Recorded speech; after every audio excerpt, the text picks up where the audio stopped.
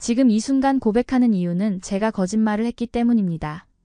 한국에 처음 왔을 때 저는 한 달도 버티지 못할 거라고 생각했습니다. 김치 냄새조차 견디지 못했던 캐나다 여자가 지금은 매일 아침 미역국을 끓이며 4명의 아이를 키우고 있습니다. 믿으시겠어요? 당시 제 주변 사람들은 모두 말했습니다. 에린, 너 미쳤어? 2달 만에 결혼하고 한국으로 가다니. 솔직히 저도 그렇게 생각했습니다. 하지만 지금 돌이켜보면 그 무모한 결정이 제 인생을 완전히 바꿔놓았습니다. 제가 한국에서 겪었던 일들을 말씀드리기 전에 먼저 결과부터 알려드리겠습니다. 저는 지금 한국에서 가장 행복한 외국인 엄마 중 하나입니다. 하지만 그 과정은 정말 쉽지 않았습니다. 3번이나 짐을 싸서 캐나다로 돌아가려고 했었습니다. 특히 넷째를 낳고 병원에 한 달 넘게 입원했을 때는 정말 모든 것을 포기하려고 했죠. 그런데 그때 믿을 수 없는 일이 벌어졌습니다. 멀리 캐나다에서 제 아버지와 새어머니가 한국으로 날아온 것입니다. 언어도 모르고 문화도 모르는 두 분이 말입니다. 그리고 그분들이 한국에서 보여주신 모습은 지금 생각해도 눈물이 납니다. 당시 우리가 한국이라는 나라를 얼마나 잘못 알고 있었는지, 한국 사람들의 진짜 마음이 얼마나 따뜻한지를 그때서야 깨달았습니다. 제가 캐나다에서 상상했던 한국과 실제 한국은 완전히 달랐거든요. 사실 제가 처음 한국에 왔을 때만 해도 이 나라에 대해서는 거의 아무것도 몰랐습니다. 김치와 태권도 그리고 몇 개의 드라마 정도가 전부였죠. 하지만 지금의 저는 한국어로 아이들에게 동화를 읽어주고 시어머니와 함께 김장을 담그며 동네 아주머니들과 자연스럽게 인사를 나누는 완전한 한국 엄마가 되어 있습니다. 이런 변화가 가능했던 이유는 무엇일까요? 그것은 바로 한국이라는 나라가 저에게 보여준 진정한 포용력과 사랑 때문이었습니다. 물론 처음부터 쉬웠던 것은 아닙니다. 수많은 오해와 갈등이 있었고 때로는 정말 견디기 어려운 순간들도 있었습니다. 하지만 그 모든 어려움을 이겨낼 수 있었던 것은 진정으로 저를 가족으로 받아준 사람들이 있었기 때문입니다. 이 놀라운 반전의 전체 이야기가 궁금하시다면 잠시만 구독 버튼을 눌러주세요. 해외에서 일어난 진짜 감동 이야기를 매일 전해드립니다. 지금부터 그 전말을 들려드리겠습니다. 2000년대 초반 저는 캐나다 밴쿠버에서 평범한 삶을 살고 있었습니다. 유아교육을 전공하고 초등학교에서 아이들을 가르치는 그야말로 안정적인 일상이었죠. 주변에서는 모든 것이 계획대로 돌아가는 삶이라고 부러워했습니다. 하지만 저는 늘 무언가 빈 듯한 느낌을 지울 수 없었습니다. 매일 같은 시간에 일어나고 같은 길을 걸어 학교에 가고 같은 아이들을 가르치고 분명 의미 있는 일이었지만 제 마음 한구석에는 항상 갈증 같은 것이 있었거든요. 그러던 어느 봄날 대학 동창인 제시카가 갑자기 전화를 걸어왔습니다. 에린, 한국 여행 같이 갈래? 나 한국 문화에 요즘 푹 빠져 있어. 솔직히 한국이라는 나라에 대해서는 거의 아는 것이 없었습니다. 김치 태권도 그리고 몇 개의 드라마 정도가 전부였죠. 하지만 뭔가 새로운 것에 대한 갈망이 있었던 제게는 그 제안이 매력적으로 들렸습니다. 인천공항에 도착했을 때의 그 순간을 지금도 생생히 기억합니다. 공항에서 나오는 순간부터 모든 것이 달랐습니다. 사람들의 빠른 걸음걸이, 한국어로 가득한 안내방송, 그리고 어디선가 풍겨오는 낯선 음식 냄새들이 저의 모든 감각을 자극했습니다. 제시카는 이미 한국어를 조금씩 배워왔기 때문에 기본적인 의사소통이 가능했지만 저는 정말 아무것도 몰랐습니다. 택시를 타고 서울 시내로 향하는 길에서 창밖을 내다보니 높은 아파트들과 네온사인들이 끝없이 이어져 있었어요. 캐나다의 넓고 여유로운 풍경과는 완전히 다른 역동적이고 압축적인 도시의 모습이었습니다. 그런데 그때 호텔 근처 작은 카페에서 우연히 한국 남자를 만났습니다. 준호라는 이름의 30대 초반으로 보이는 조용하고 신중한 성격의 사람이었어요. 놀랍게도 그는 영어를 꽤 유창하게 구사했고 저희가 여행 계획 때문에 고민하고 있는 모습을 보고 도움을 주겠다고 나서더라고요. 처음 며칠은 정말 신기했습니다. 준호 씨가 안내해주는 한국은 제가 상상했던 것과는 완전히 달랐거든요. 고궁의 고요한 아름다움, 전통 찻집의 운치, 그리고 무엇보다도 한국 사람들의 따뜻한 정서를 직접 체험할 수 있었습니다. 경복궁을 거닐면서 수백 년 전의 역사가 고스란히 살아있는 것을 느꼈고 인사동에서 차 한 잔을 마시며 현대와 전통이 자연스럽게 어우러진 문화를 경험했습니다. 하지만 동시에 적응하기 어려운 부분들도 많았습니다. 식당에서 반찬이 계속 나오는 문화는 캐나다에서는 경험해 본 적이 없는 것이었고, 어른에 대한 극진한 예의와 서열 문화도 개인주의에 익숙했던 저에게는 낯설었습니다. 그리고 모든 일을 함께 하려는 집단적 성향들도 때때로 부담스럽게 느껴졌어요. 준호 씨는 이런 제 반응을 이해하면서도 한국 문화에 대해 차근차근 설명해 주었습니다. 에린, 한국 사람들은 가족을 정말 중요하게 생각해요.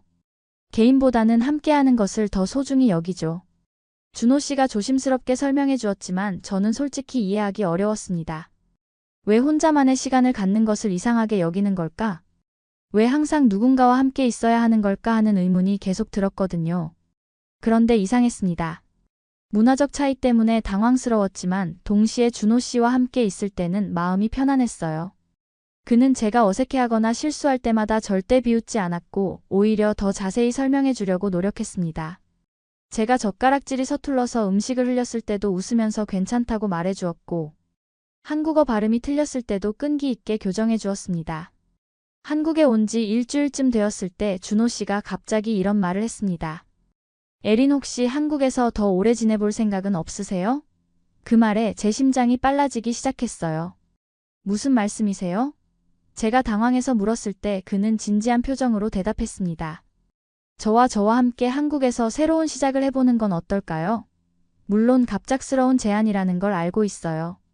하지만 에린 씨와 함께 있으면 제 인생이 완전해질 것 같거든요.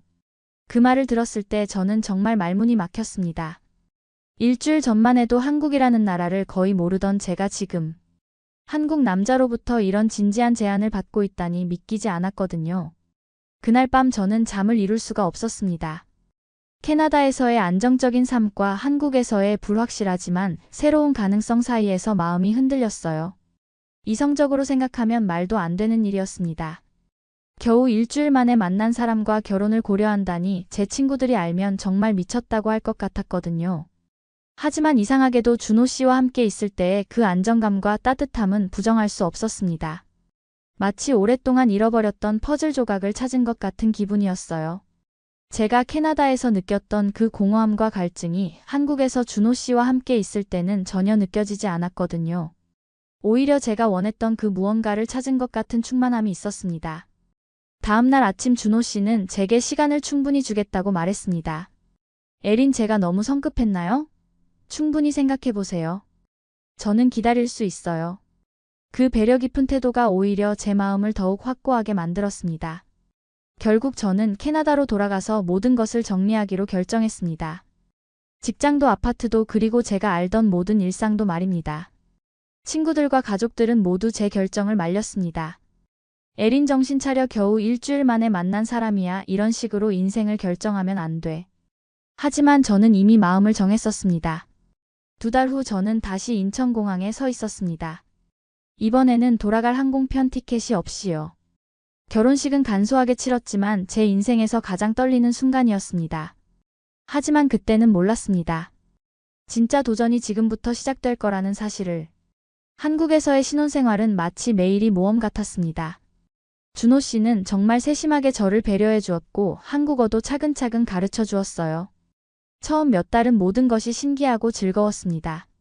작은 원룸에서 시작한 신혼생활이었지만 사랑으로 가득했거든요. 한국의 사계절을 처음 경험하는 것도 새로웠고 동네 아주머니들이 건네주는 따뜻한 미소도 마음을 흐뭇하게 만들었습니다. 하지만 결혼 반년 후 예상치 못한 소식이 찾아왔습니다. 임신이었어요. 물론 기뻤지만 동시에 엄청난 불안감이 밀려왔습니다. 한국에서 한국어도 서툰 제가 아이를 낳고 키워야 한다는 현실이 갑자기 실감났거든요. 캐나다에서는 임신하면 가족들이 모두 도와주고 육아 관련 정보도 쉽게 구할 수 있었습니다. 하지만 여기서는 모든 것이 낯설었어요. 산부인과 용어도 임신 관련 문화도 심지어 어떤 음식을 먹어야 하는지도 헷갈렸습니다. 더 큰 문제는 준호 씨의 가족들이었습니다. 시어머니께서는 분명히 좋은 분이셨지만 가끔씩 제가 외국인이라는 것을 의식하게 만드는 말씀들을 하셨어요. 외국 사람들은 임신했을 때 어떻게 하지? 우리나라 산부인과가 외국과는 다를 텐데 하는 식으로 말이에요. 그날 아침은 정말 충격적이었습니다. 임신 7개월째였는데 갑자기 심한 배 통증이 시작된 거예요. 준호 씨가 급하게 병원으로 데려갔는데 의사 선생님께서 심각한 표정으로 말씀하시더라고요. 조산 위험이 있습니다. 당분간 절대 안정을 취하셔야 해요. 그 순간 제 머릿속이 하얘졌습니다. 한국어로 된 의학 용어들이 귀에 들어오지 않았고 의사 선생님이 무슨 말씀을 하시는지 절반도 이해할 수 없었어요. 준호 씨가 통역해 주었지만 그마저도 제대로 파악하기 어려웠습니다. 병실에 입원하게 되었을 때 저는 처음으로 한국에서의 외로움을 뼈저리게 느꼈습니다.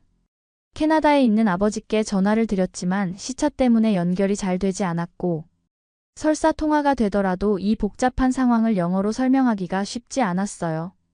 병원 침대에 혼자 누워있으면서 저는 깊은 절망감에 빠졌습니다. 이곳에서 정말 가족을 이룰 수 있을까? 제가 한국 사회의 일원이 될 수 있을까? 하는 의문이 계속 들었거든요. 간호사분들은 정말 친절하셨지만 의사소통의 벽이 있었습니다. 제가 아프다고 말해도 어디가 어떻게 아픈지 정확히 전달하기 어려웠어요. 그래서 답답함이 더욱 커졌습니다. 특히 밤에 혼자 있을 때는 정말 견디기 어려웠습니다. 캐나다에서라면 엄마가 달려와 제 손을 잡아주었을 텐데 여기서는 그런 따뜻한 위로를 받을 곳이 없었거든요. 시어머니께서 매일 병문안을 오셨는데 그때마다 이런 말씀을 하셨어요. 우리나라 사람들은 임신했을 때 이런 음식을 먹고 이렇게 관리를 하지. 외국 사람들은 어떻게 하는지 모르겠지만 분명히 걱정해서 하시는 말씀이라는 걸 알았지만 저에게는 마치 당신은 한국 방식을 모르는 외국인이라고 선을 긋는 것처럼 들렸습니다. 그럴 때마다 제 마음 한구석에서는 반발심이 일어났어요. 시어머니 캐나다에서도 임산부 관리는 정말 체계적으로 해요. 다른 방식일 뿐이지 틀린 건 아니거든요. 하지만 이런 말을 직접적으로 할 수는 없었죠. 한국의 며느리 문화에서는 시어머니께 반박하는 것이 예의에 어긋난다는 걸 알고 있었으니까요. 이번 2주일째 되던 날 정말 견디기 어려운 일이 일어났습니다. 시누이분이 병문안을 오시면서 다른 친척분들과 함께 오셨는데 제 앞에서 이런 대화를 하시더라고요. 외국 며느리 받으니까 이런 일이 생기는 거 아냐? 우리나라 음식도 제대로 못 먹고 관리도 우리 방식대로 안 하고. 맞아, 임신했을 때는 특히 조심해야 하는데 외국 사람들은 그런 거 잘 모르잖아. 물론 제가 한국어를 완전히 이해하지 못한다고 생각하셨겠지만 몇 개월간 한국에서 살면서 이 정도 대화는 충분히 알아들을 수 있었어요. 그 순간 제 가슴이 정말 아팠습니다. 마치 제가 이 가족에게 문제를 일으키는 존재인 것처럼 여겨지고 있다는 생각이 들었거든요. 준호 씨는 그 자리에서 가족들께 정중하지만 단호하게 말했습니다. 에린이 외국인이라서 문제가 생긴 게 아니에요. 조산 위험은 누구에게나 생길 수 있는 일이고 에린이 정말 열심히 노력하고 있어요. 하지만 그 일 이후로 저는 한국 사회에서 제가 영원한 외부인일 수도 있다는 생각이 들기 시작했습니다. 아무리 노력해도 아무리 한국어를 배우고 한국 문화에 적응하려고 해도 언제나 외국 며느리라는 딱지가 따라다니는 건 아닐까 하는 두려움이 커졌어요. 병실에서 혼자 있는 시간이 길어질수록 이런 생각들이 꼬리에 꼬리를 물고 이어졌습니다. 정말 캐나다로 돌아가고 싶었어요. 캐나다에서라면 제가 당연한 존재이고 누구도 제가 외국인이라고 특별히 의식하지 않을 테니까요. 하지만 동시에 이런 생각도 들었습니다. 과연 도망치는 것이 답일까? 제가 사랑하는 준호 씨를 두고 혼자 도망가는 것이 옳은 일일까? 그런 고민들 때문에 밤마다 잠을 이룰 수가 없었습니다. 병원 창문으로 보이는 서울의 야경을 바라보면서 저는 깊은 고독감에 빠졌습니다. 이 수많은 불빛들 사이에서 제가 설 자리는 정말 있을까? 한국이라는 이 땅에서 진짜 가족이 될 수 있을까? 하는 근본적인 의문이 계속 저를 괴롭혔거든요. 그러던 어느 날 밤 준호 씨가 병실에서 저와 함께 밤을 새우겠다고 했습니다. 에린 힘들죠? 저도 알아요. 하지만 우리 함께 이겨내요. 당신은 혼자가 아니에요. 그 말에 저는 참았던 눈물을 쏟아내며 울었습니다. 하지만 마음 한구석에는 여전히 의문이 남아 있었어요. 과연 이 땅에서 진짜 가족이 될 수 있을까? 첫째 아이를 무사히 출산한 후 저는 새로운 현실과 마주하게 되었습니다. 산후 우울증이었어요. 캐나다에서 살 때는 이런 감정을 한 번도 경험해 본 적이 없었는데 한국에서 아이를 낳고 나니 모든 것이 막막했습니다. 신생아를 돌보는 것 자체도 어려웠지만 더 큰 문제는 제가 완전히 고립되어 있다고 느끼는 것이었어요. 준호 씨는 직장일 때문에 낮에는 집에 없었고 시어머니는 도와주시려고 하셨지만 육아 방식에서 계속 의견이 충돌했습니다.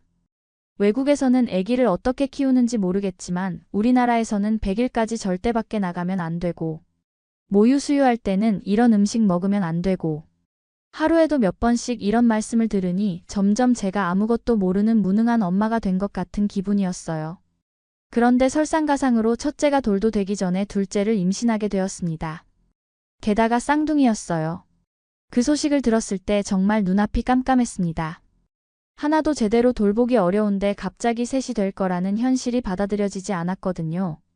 둘째 임신 소식을 시댁에 알렸을 때 반응이 극명하게 갈렸습니다. 준호 씨는 걱정되지만 기뻐했고 시어머니도 겉으로는 축하해 주셨지만 다른 가족들의 반응은 달랐어요.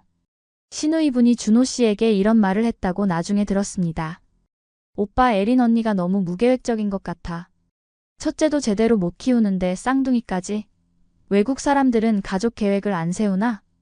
그 말이 제게 전해졌을 때 저는 정말 화가 났어요. 물론 계획에 없던 임신이었지만 그렇다고 해서 제가 무책임하다고 할 수는 없는 거잖아요. 캐나다에서는 가족이 늘어나는 것을 축복으로 받아들이는 문화가 강한데 여기서는 마치 제가 문제를 일으킨 것처럼 받아들여지는 게 이해되지 않았습니다. 더 큰 충격은 준호 씨의 직장 동료들 반응이었어요. 회식 자리에서 누군가 이런 말을 했다고 하더라고요. 준호야 외국 와이프 데려와서 고생 많이 하겠다. 애들도 많이 낳고 말도 안 통하고 그런 말을 들었을 때 저는 정말 상처받았습니다. 제가 준호 씨에게 짐이 되고 있다는 생각이 들었거든요. 이런 상황들이 계속되자 저는 드디어 제 입장을 분명히 밝히기로 결심했습니다. 시어머니와 대화할 때 조심스럽게 이렇게 말씀드렸어요. 어머니 제가 캐나다에서 배운 육아 방식도 나름대로 검증된 방법들이에요. 물론 한국 방식도 좋지만 두 가지를 적절히 섞어서 키우면 안 될까요? 하지만 시어머니께서는 고개를 저으시며 대답하셨습니다. 에리나 이제 내가 한국 사람이야. 한국 땅에서 한국 아이들을 키우는데 외국 방식을 고집할 필요가 있겠니? 우리가 수천 년 동안 아이 키워온 방식이 틀렸겠어? 그 말에 저는 할 말을 잃었습니다. 시어머니 말씀도 일리가 있었지만 동시에 제 정체성과 경험이 완전히 무시당하는 기분이었어요. 마치 결혼과 함께 제가 가진 모든 것을 포기하고 완전히 새로운 사람이 되어야 한다는 압박감이 들었습니다. 준호 씨와도 이 문제로 처음으로 심각한 갈등이 생겼어요. 당신은 항상 가족 편만 들어. 내 입장은 한 번도 생각해보지 않잖아. 제가 감정적으로 말하자 준호 씨도 답답해하며 대답했습니다. 에린 나도 중간에서 어려워. 하지만 여기는 한국이야. 우리가 조금씩 맞춰야 하는 부분도 있어. 그 말을 듣고 저는 더욱 절망적이었습니다. 남편마저 제 편이 되어주지 않는다면 이곳에서 누구를 믿고 살아가야 할까요? 상황은 둘째 출산 때 정점에 달했습니다. 쌍둥이 출산은 정말 힘들었는데 출산 직후부터 시댁 식구들이 병실로 몰려왔어요. 그런데 그분들이 나누는 대화를 듣고 정말 충격을 받았습니다. 쌍둥이라니 에린이가 고생 좀 하겠네. 외국 사람들은 체력이 좋다고 하던데 그래도 셋이나 키우려면 힘들 거야. 준호가 걱정이야. 벌써 애셋의 부인은 한국말도 서툴고. 그 순간 저는 마치 제가 준호 씨에게 짐이 되는 존재라고 여겨지고 있다는 느낌을 받았어요. 제가 한국에 와서 가정을 이루고 아이들을 낳은 것이 축복이 아니라 문제로 받아들여지고 있다는 생각이 들었습니다. 그날 밤 병실에서 혼자 쌍둥이들을 보면서 정말 심각하게 고민했어요. 내가 여기서 뭘 하고 있는 거지? 내 아이들이 여기서 진짜 행복할 수 있을까? 퇴원 후에는 상황이 더 어려워졌습니다. 신생아 쌍둥이와 돌갓 지난 첫째까지 3명의 아이를 동시에 돌보는 것은 정말 극한의 상황이었어요.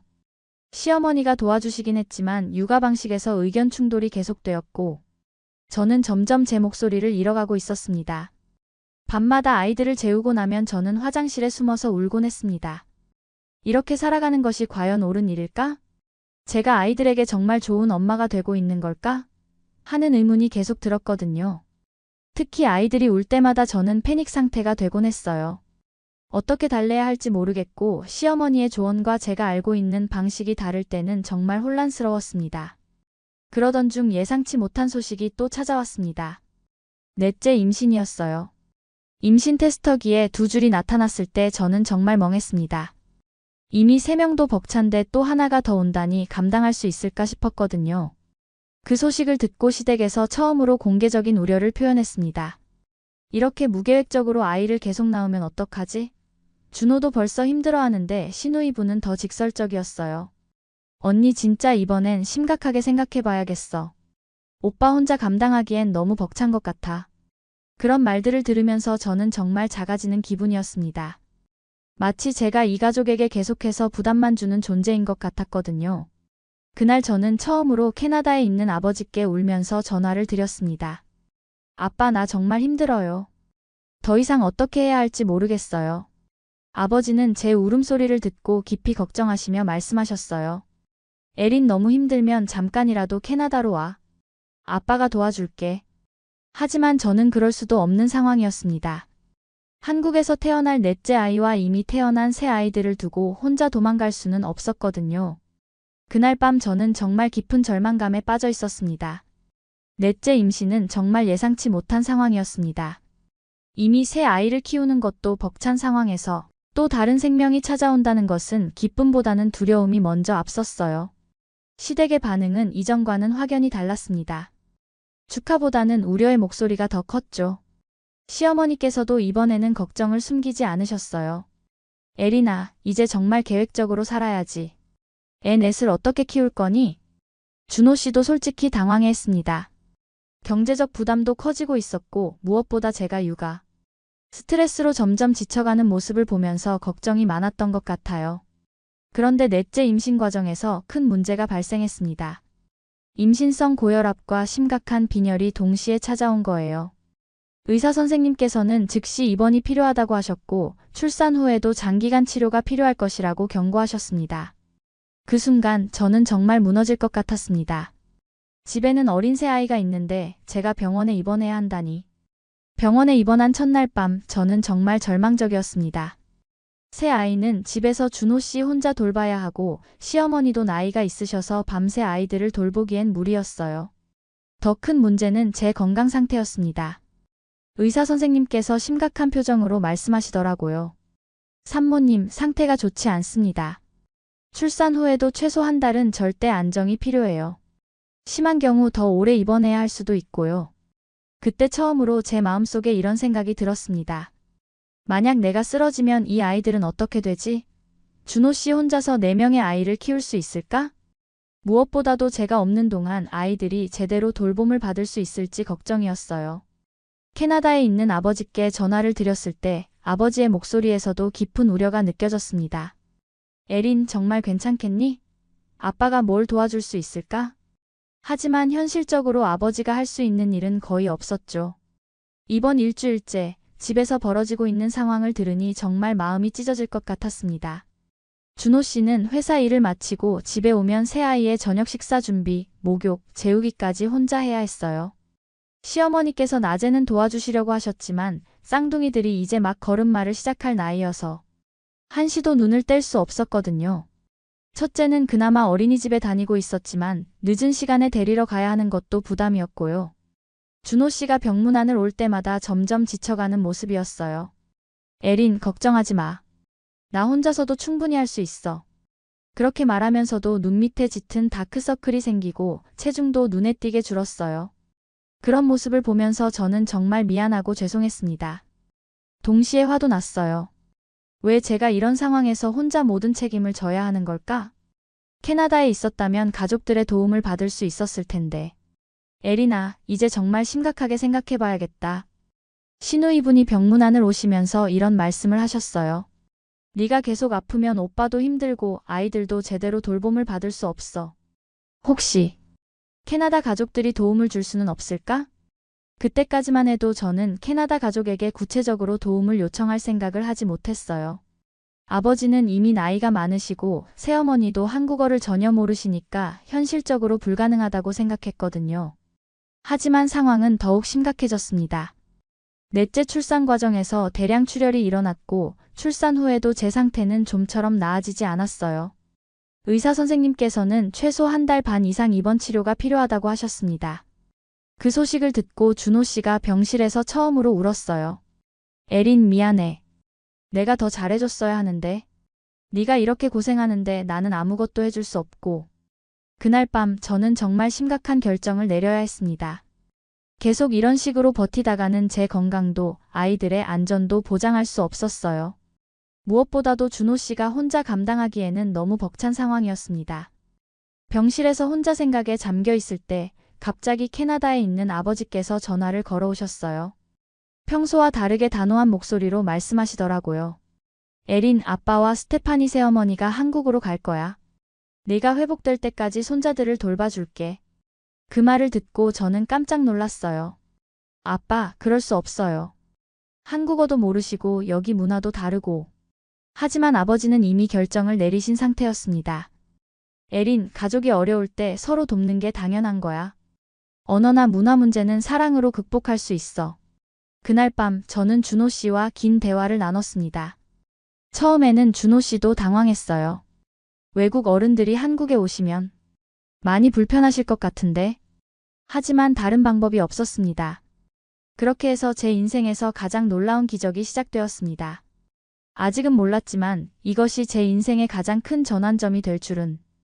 캐나다에서 아버지와 새어머니 스테파니가 한국으로 오신다는 소식을 들었을 때 저는 기쁘면서도 한편으로는 걱정이 많았습니다. 두 분 모두 이른이 넘은 나이에 낯선 땅에 와서 과연 적응하실 수 있을까? 언어 소통은 어떻게 할까? 무엇보다도 시댁 식구들의 반응이 걱정되었어요. 한국의 전통적인 가족 문화에서 외국인 장인 장모가 와서 손자들을 돌본다는 것이 어떻게 받아들여질지 예상하기 어려웠거든요. 하지만 상황이 급박했고 다른 대안이 없었습니다. 준호 씨도 결국 동의했어요. 일단 에린이 건강을 회복하는 게 우선이야. 나머지는 그 다음에 생각해보자. 인천공항에 아버지와 스테파니를 마중 나간 건 준호 씨였습니다. 저는 아직 병원에 입원 중이었거든요. 나중에 들은 이야기로는 공항에서 처음 만났을 때 서로 어색했지만 준호 씨가 영어로 최대한 예의를 갖춰 인사를 드렸다고 해요. 스테파니는 그동안 손자들을 직접 만날 기회가 별로 없었기 때문에 무척 설레하셨다고 하더라고요. 아버지와 스테파니가 우리 집에 도착한 첫날 정말 놀라운 일이 벌어졌습니다. 언어는 전혀 통하지 않았지만 두 분이 즉시 아이들 돌봄에 나서신 거예요. 스테파니는 과거에 보육교사로 일한 경험이 있어서 아이들을 다루는데 자연스러웠어요. 아버지는 처음에는 어색해했지만 첫째가 다가가서 할아버지라고 한국어로 부르자 금세 마음이 열리셨다고 해요. 하지만 예상대로 문제들이 하나둘씩 나타나기 시작했습니다. 가장 큰 문제는 소통이었어요. 아이들은 한국어와 영어를 섞어서 쓰는데 아버지와 스테파니는 한국어를 전혀 모르시고 아이들도 아직 영어가 서툴렀거든요. 더 복잡한 것은 육아 방식의 차이였습니다. 시어머니가 한국 전통 방식으로 아이들을 돌보려 하시고 스테파니는 서구식 방법을 사용하시니까 때때로 충돌이 일어났어요. 예를 들어 아이가 울 때 달래는 방식이나 음식을 주는 방법 등에서 의견이 달랐죠. 처음 며칠 동안은 정말 혼란스러웠습니다. 시어머니께서는 선의로 캐나다 부모님께 한국 방식을 설명해 드리려고 하셨지만 언어가 통하지 않으니까 답답해 하셨어요. 준호 씨가 중간에서 통역을 해주려고 했지만 회사에 가야 하는 시간에는 소통이 어려웠죠. 그래서 때로는 오해가 생기기도 했어요. 예를 들어 스테파니가 아이들에게 신발을 신겨서 밖으로 데리고 나가려고 했을 때 시어머니께서 깜짝 놀라시며 말리셨어요. 한국에서는 갓난아기를 함부로 밖으로 데리고 나가지 않는다는 전통이 있거든요. 하지만 스테파니는 그런 문화를 모르시니까 왜 말리시는지 이해할 수 없어 했죠. 그래서 둘 사이에 어색한 분위기가 흘렀어요. 이런 일들이 반복되면서 저는 병원에서도 걱정이 많았습니다. 혹시 두 분이 너무 힘들어 하시는 건 아닐까? 시어머니께서도 불편해 하시는 건 아닐까? 하지만 며칠이 지나면서 상황이 조금씩 달라지기 시작했습니다. 아이들이 중간에서 다리 역할을 해주기 시작한 거예요. 첫째가 할아버지께 한국어를 가르쳐드리고 할머니께 영어 단어를 알려드리면서 자연스럽게 소통이 이루어지기 시작했습니다. 할아버지, 이거는 물이에요. 워터 말고 물 하는 식으로 말이에요. 그런데 일주일쯤 지났을 때 예상치 못한 변화가 일어나기 시작했습니다. 아버지께서 한국어를 몇 단어씩 익히기 시작하신 거예요. 안녕하세요, 감사합니다, 미안합니다 같은 기본적인 인사말부터요. 더 놀라운 건 스테파니였어요. 시어머니께서 미역국을 끓이시는 걸 보시고는 몸짓으로 가르쳐달라고 부탁하신 거예요. 언어는 통하지 않았지만 두 분이 부엌에서 함께 요리하시는 모습이 정말 인상적이었다고 준호 씨가 말해주었어요. 아이들도 점점 적응해 갔어요. 할아버지가 영어로 책을 읽어주시고 할머니가 그림을 그려주시니까 아이들이 무척 좋아했거든요. 특히 첫째는 할아버지에게 한국어를 가르쳐드리는 선생님 역할을 자처했어요. 할아버지 이거는 물이에요. 워터 말고 물 그런 모습을 보면서 준호 씨도 점점 마음이 편해졌다고 해요. 처음에는 외국 어른들이 우리 집에 오시는 것에 대해 부담을 느꼈는데 시간이 지나면서 정말 가족 같은 분위기가 되어갔다고요. 시어머니께서도 변화하기 시작하셨어요. 처음에는 경계심이 있으셨지만 스테파니가 진심으로 손자들을 돌봐주시는 모습을 보시면서 마음이 열리셨던 것 같아요. 어느 날 준호 씨가 병문 안을 와서 이런 말을 해주었어요. 에린, 신기한 일이 일어나고 있어. 우리 어머니가 스테파니 할머니께 김치 담그는 법을 가르쳐드리고 계셔. 영어 한마디도 모르시면서 몸짓과 표정으로 의사소통을 하고 계시는 거야. 그 말을 듣고 저는 정말 놀랐어요. 그리고 동시에 뭉클한 감정이 올라왔죠. 사랑과 정성에는 언어나 문화의 장벽이 없다는 걸 새삼 느꼈거든요. 더욱 감동적인 일들이 계속 일어났습니다. 동네 마트에서 일하시는 아주머니가 아버지와 스테파니를 보시고는 아이들 조부모시냐고 물어보시더라고요. 물론 말은 통하지 않았지만 몸짓으로 의사소통을 하시면서 아이들에게 사탕도 주시고 과일도 골라주시더라는 거예요. 공원에서도 비슷한 일이 있었습니다. 한국 할아버지 할머니들이 외국에서 온 손자 할아버지를 신기해하시면서도 친근하게 대해주셨다고 해요. 언어가 통하지 않아도 아이들을 사랑하는 마음은 똑같다는 걸 느끼셨다는 거죠.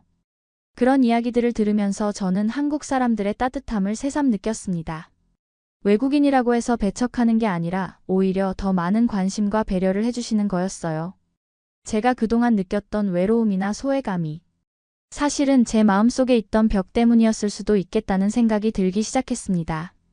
이번 3주째 제가 병실 창문으로 내려다본 풍경을 아직도 잊을 수 없어요. 아버지가 쌍둥이들을 유모차에 태우고 근처 공원을 산책하시는 모습이었습니다. 한국의 할머니 할아버지들 사이에서 자연스럽게 어울려 계시더라고요. 그 순간 제 마음속에 처음으로 이런 생각이 들었습니다. 어쩌면 한국이 정말 우리 가족의 터전이 될 수 있을지도 모르겠어. 병원에서 1달 반을 보내고 마침내 퇴원하게 되었을 때 저는 완전히 다른 세상으로 돌아가는 기분이었습니다. 집에 들어서는 순간 제가 상상했던 모습과는 전혀 다른 광경이 펼쳐져 있었어요. 거실에서 아버지가 첫째와 함께 한국어 공부를 하고 있었고 부엌에서는 스테파니와 시어머니께서 함께 저녁 준비를 하고 계셨어요. 쌍둥이들은 두 할머니 사이를 오가며 장난을 치고 있었고 막내는 준호 씨 품에서 평화롭게 잠들어 있었습니다. 가장 놀라운 건 집안 분위기였어요. 제가 입원하기 전에 느꼈던 그런 긴장감이나 어색함이 전혀 없었거든요. 마치 이 모든 게 원래부터 자연스러운 일상이었던 것처럼 보였어요. 에리너서와 스테파니가 저를 보고 달려와서 꼭 안아주었어요. 그리고 시어머니께서도 웃으시면서 많이 좋아졌구나. 이제 걱정 끝이야 라고 말씀해 주셨죠. 그 순간 저는 제가 그동안 얼마나 많은 걱정을 했는지 깨달았습니다. 그리고 그 걱정들이 얼마나 불필요했는지도요. 집에서 며칠을 지내면서 저는 놀라운 변화들을 목격했습니다. 가장 인상적인 것은 아버지와 시어머니 사이에 생긴 특별한 소통 방식이었어요. 아버지는 한국어를 몇십 개 단어밖에 모르셨고 시어머니는 영어를 전혀 하지 못하셨지만 두 분은 손짓과 표정, 그리고 간단한 단어들을 조합해서 의사소통을 하고 계셨어요. 그 모습이 정말 신기하고 감동적이었습니다. 더 놀라운 건 아이들이었어요. 쌍둥이들이 자연스럽게 영어와 한국어를 섞어서 말하면서 할아버지께는 영어로 할머니께는 한국어로 대화하고 있었거든요. 첫째는 아예 두 언어의 통역사 역할을 하고 있었어요. 할머니 할아버지가 밥 더 주세요 라고 하세요. 그랜드파 할머니 says you need to eat more vegetables. 그런 모습을 보면서 저는 깨달았어요.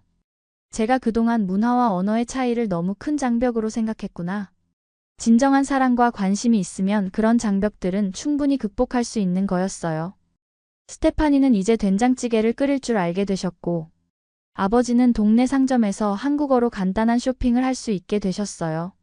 반대로 시어머니께서도 생크 유나 플리즈 같은 영어 단어들을 자연스럽게 사용하고 계셨습니다. 하지만 더 큰 깨달음은 한국 의료진들로부터 받았습니다. 제가 퇴원한 후에도 정기적인 검진이 필요했는데 병원에 갈 때마다 간호사 선생님들이 진짜 가족처럼 저를 챙겨주시는 거예요.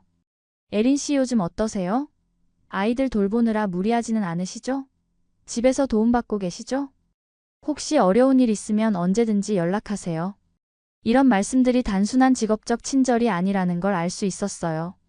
정말 진심으로 제 건강과 안녕을 걱정해 주시는 마음이었거든요. 특히 김미숙 간호사님께서는 저에게 이런 말씀을 해주셨어요. 에린 씨 한국에 와서 고생 많이 하셨죠? 하지만 이제는 정말 한국 사람이 되셨어요. 저희가 늘 응원하고 있으니까 너무 걱정하지 마세요. 그 말을 들으면서 저는 마음이 뭉클해졌어요. 제가 한국에서 외국인으로 살아가는 게 아니라 한국 사람으로 받아들여지고 있다는 걸 느꼈거든요. 의사 선생님께서도 제가 4명의 아이를 잘 키우고 있다며 칭찬해 주셨어요. 다문화 가정이라고 해서 특별히 어려운 게 있는 건 아니에요. 오히려 아이들이 2가지 문화를 다 경험할 수 있어서 더 풍요로울 것 같은데요. 아이들이 다니는 어린이집에서도 비슷한 경험을 했어요. 원장 선생님께서 제게 이렇게 말씀하셨거든요. 에린 어머니 아이들이 정말 밝고 건강하게 자라고 있어요. 다문화 가정이라고 해서 특별히 다를 게 없어요. 오히려 2가지 언어를 자연스럽게 배우니까 더 좋은 것 같아요. 선생님들도 모두 아이들을 정말 사랑스러워 하시더라고요. 첫째가 어린이집에서 할아버지 할머니 이야기를 자랑스럽게 하고 다닌다는 말씀도 들었어요. 우리 할아버지는 캐나다에서 오셨는데 한국어도 배우고 계세요. 우리 할머니들은 둘 다 정말 좋아요 하는 식으로 말이에요. 그런 이야기를 들으면서 저는 아이들이 자신의 정체성을 전혀 부끄러워하지 않는다는 것을 알았습니다. 오히려 2 문화를 모두 가진 것을 자랑스러워하고 있었어요. 그런데 가장 큰 깨달음은 한국 동네 아주머니들로부터 받았습니다. 아버지와 스테파니가 아이들과 함께 공원이나 마트에 나가시면 한국 어르신들이 자연스럽게 다가와서 대화를 시도하시더라고요. 물론 언어는 통하지 않았지만 아이들이 귀엽다는 표현, 외국 할아버지 할머니가 손자를 잘 돌본다는 칭찬 그런 것들이 몸짓과 표정으로 전달되었어요. 마트에서 일하시는 아주머니는 아버지께 한국 과일을 골라주시면서 아이들에게 사탕을 나눠주기도 하셨고요. 공원에서 만난 할아버지는 첫째와 함께 그네를 타주시기도 하셨어요. 그런 일들을 지켜보면서 저는 깨달았습니다. 한국 사람들의 마음은 제가 생각했던 것보다 훨씬 따뜻하고 포용적이었어요. 제가 외국인이라는 이유로 배척받는 게 아니라 오히려 더 많은 관심과 배려를 받고 있었던 거예요. 어느 날 준호 씨가 회사에서 돌아와서 이런 이야기를 해주었어요. 에린 회사 동료들이 정말 부러워해. 외국 장인 장모님이 와서 아이들 돌봐주신다고 하니까 모두들 정말 복 받았다고 하더라고. 왜요? 한국에서는 친정 부모님이 와서 아이를 돌봐주는 게 정말 큰 도움이거든. 그런데 외국에서 오신 부모님이 언어도 안 통하는 곳에서 손자들을 위해 그렇게 해주신다는 건 정말 대단한 사랑이라고 생각하는 거야. 그때 저는 비로소 깨달았어요. 제가 그동안 한국 사회의 시선을 너무 부정적으로만 생각했구나. 사실 많은 사람들이 우리 가족을 응원하고 있었는데 저만 혼자 벽을 쌓고 있었던 거였어요.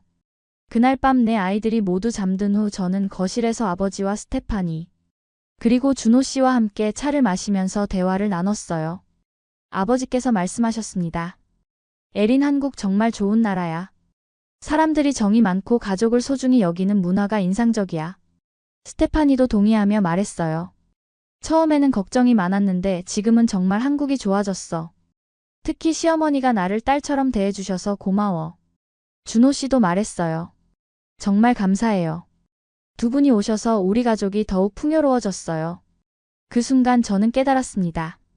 진짜 문제는 한국이나 한국 사람들이 아니라 제 마음속에 있던 편견과 두려움이었다는 걸.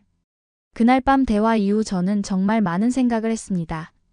제가 한국에 온 지 이제 몇 년이 흘렀는데 그동안 저는 과연 진정으로 한국을 이해하려고 노력했을까? 아니면 제 입장에서만 모든 걸 판단하고 있었던 건 아닐까? 며칠 후, 저는 용기를 내서 시어머니께 진심으로 사과를 드렸습니다. 어머니, 그동안 제가 너무 어리석었어요. 한국 문화를 이해하려고 노력하기보다는 제 방식만 고집했던 것 같아요. 정말 죄송해요. 시어머니께서는 제 손을 잡으시며 이렇게 말씀하셨어요. 에리나, 나도 미안하구나. 네가 외국에서 와서 얼마나 어려웠을지 나도 더 배려했어야 했는데. 이제 우리 진짜 가족이야. 그 순간 지금까지 제 마음을 짓누르고 있던 무거운 짐이 사라지는 느낌이었어요. 그리고 깨달았죠. 가족이 되는 건 혈연으로만 이루어지는 게 아니라 서로를 이해하고 받아들이려는 마음에서 시작되는 거라는 걸요. 스테파니도 이제 완전히 우리 가족의 일원이 되어 계셨습니다. 시어머니와 함께 시장을 보러 다니시고 동네 아주머니들과도 몸짓으로 대화를 나누시며 한국 생활에 완전히 적응하셨어요. 아버지와 스테파니가 한국에 온 지 2달이 지났을 때 정말 놀라운 변화들이 일어나고 있었습니다. 아버지는 이제 기본적인 한국어로 시장에서 장을 보실 수 있게 되셨고, 스테파니는 한국 요리를 몇 가지나 배우셨어요. 하지만 가장 큰 변화는 아이들에게서 일어났습니다. 4명의 아이들이 자연스럽게 2가지 언어와 문화를 오가며 생활하고 있었어요. 첫째는 학교에서 우리 할아버지는 캐나다에서 오셨어요 라고 자랑스럽게 말하고 다녔고, 쌍둥이들은 할아버지께 영어를 가르쳐 드리는 걸 놀이처럼 여겼어요. 어느 날 첫째가 학교에서 돌아와서 이런 이야기를 해주었어요. 엄마, 오늘 선생님이 우리 가족 이야기를 들으시고 정말 멋있다고 하셨어요. 한국과 캐나다가 하나의 가족이 된 거라고요. 그 말을 들으면서 저는 깨달았어요. 제가 그동안 문제라고 생각했던 것들이 사실은 우리 가족만의 특별한 장점이 될 수 있다는 걸요. 아이들은 2가지 언어를 자유자재로 구사하며 두 문화의 장점을 모두 흡수하고 있었습니다. 이런 환경에서 자란 아이들이 얼마나 글로벌한 인재로 성장할 수 있을지 생각하니 정말 기대되었어요. 몇 주 후 정말 감동적인 일이 일어났습니다. 아버지와 스테파니가 캐나다로 돌아가셔야 할 시기가 다가왔는데 동네 아주머니들이 작별 인사를 하러 오신 거예요. 마트 아주머니는 손수 만든 김치를 가져오시면서 몸짓으로 캐나다에서도 한국 음식 드세요 라는 뜻을 전하셨어요. 공원에서 자주 만났던 할아버지는 아버지와 악수를 하시며 한국어로 감사합니다 라고 말씀하셨고, 아버지도 고맙습니다 라고 대답하셨어요. 가장 감동적인 건 어린이집 선생님들이었어요. 아이들과 함께 캐나다 할아버지 할머니를 위한 감사 카드를 만들어 오신 거예요. 한국어와 영어로 쓰인 Thank you, love you라는 메시지가 가득했어요. 그때 스테파니가 울면서 말했어요. 에린, 한국 사람들이 이렇게 따뜻할 줄 몰랐어. 우리가 외국인인데도 정말 가족처럼 대해줬어. 아버지도 감동하셨어요. 에린, 한국에서 손자들이 이렇게 많은 사랑을 받으며 자라고 있구나. 아빠가 정말 안심이야. 이제 한국이 우리 가족의 진짜 고향이야. 그 말씀을 들으면서 저는 정말 뭉클했습니다. 제가 그동안 걱정했던 모든 것들이 기우였다는 걸 깨달았거든요. 아버지와 스테파니가 떠나시던 날 인천공항에는 우리 가족뿐만 아니라 시어머니까지 함께 나가셨어요. 시어머니께서 스테파니를 꼭 안아주시면서 고맙습니다 라고 영어로 말씀하시는 모습을 보고 저는 정말 울컥했어요. 공항에서 아버지가 제게 마지막으로 이런 말씀을 해주셨어요. 에린, 처음에는 걱정이 많았어. 네가 한국에서 행복할 수 있을지, 하지만 이제 확신해. 한국 사람들의 마음이 이렇게 따뜻한 줄 몰랐어. 네가 여기서 정말 좋은 사람들과 함께 살고 있구나. 그리고 스테파니도 말했어요. 에린, 언어나 문화가 달라도 사랑은 똑같아. 한국 어머니께서 나를 딸처럼 대해주셔서 정말 감사했어. 이제 우리는 진짜 하나의 가족이야. 2분이 떠나신 후 집으로 돌아오는 길에서 준호 씨가 말했어요. 에린, 우리가 정말 행복한 가족이구나. 아이들이 이렇게 많은 사랑을 받으면서 자랄 수 있어서 다행이야. 그날 밤 내 아이들과 함께 침대에 누워서 저는 깊이 생각했어요. 제가 처음 한국에 왔을 때 꿈꿨던 것보다 훨씬 더 풍요로운 삶을 살고 있다는 걸 깨달았거든요. 지금 우리 아이들은 한국어와 영어를 자유롭게 구사하고 한국 문화와 캐나다 문화를 모두 이해하며 자라고 있어요. 할아버지 할머니는 캐나다에 계시지만 정기적으로 한국에 오시고, 한국 할머니는 이제 저에게 진짜 어머니 같은 존재가 되어주셨어요. 동네 사람들도 이제 저를 완전히 한국 사람으로 받아들여 주시고 있고, 아이들은 자신들의 다문화적 배경을 자랑스러워하며 살아가고 있습니다. 시어머니께서는 이제 스테파니를 진짜 딸처럼 여기시고 정기적으로 영상통화를 하시며 안부를 묻고 계세요. 준호 씨도 아버지를 진짜 아버지처럼 존경하며 캐나다에 갔을 때는 꼭 뵈러 가겠다고 약속했어요. 그리고 저 역시 이제 한국에서의 삶이 제 진짜 인생이라고 확신하게 되었습니다. 물론 처음부터 쉽지는 않았어요. 수많은 오해와 갈등이 있었고, 때로는 정말 포기하고 싶었던 순간들도 있었습니다. 하지만 그 모든 어려움을 이겨낼 수 있었던 것은 진정으로 저를 받아준 사람들이 있었기 때문입니다. 현재 저는 한국에서 살아온 지 7년째입니다. 4명의 아이들은 모두 건강하게 자라고 있고, 저 역시 한국에서의 삶에 완전히 적응했어요. 지난주에 첫째가 학교에서 우리나라라는 주제로 그림을 그려왔는데 거기에는 한국 국기와 캐나다 국기가 나란히 그려져 있었어요. 엄마, 우리는 두 개의 나라를 다 가진 거잖아요. 그 말을 들으면서 저는 깨달았습니다. 진정한 행복은 하나를 선택하는 게 아니라 모든 것을 포용하는 데서 나온다는 걸요. 여러분, 편견이라는 벽을 허물었을 때 비로소 보이는 세상이 있습니다. 한국은 제게 단순히 사는 곳이 아니라 진짜 가족들과 함께 꿈을 키워가는 터전이 되어 주었어요. 혹시 여러분도 낯선 환경에서 힘들어하고 계신다면 조금만 더 마음을 열어보세요. 그 안에서 진짜 보물을 발견하실 수 있을 거예요. 구독과 좋아요는 더 많은 감동 이야기를 전해드리는 힘이 됩니다. 여러분의 이야기도 댓글로 들려주세요.